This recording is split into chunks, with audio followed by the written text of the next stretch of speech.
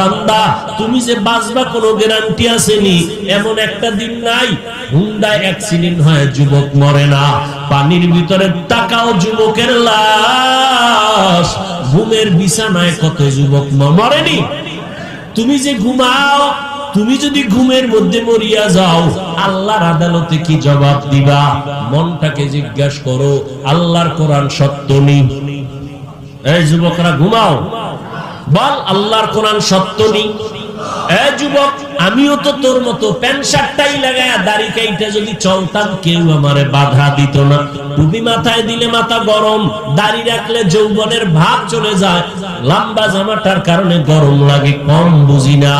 এরপরও কেন টুপি ফালাই না, দাড়ি ফালাই না, লম্বা জামা ফালাই না?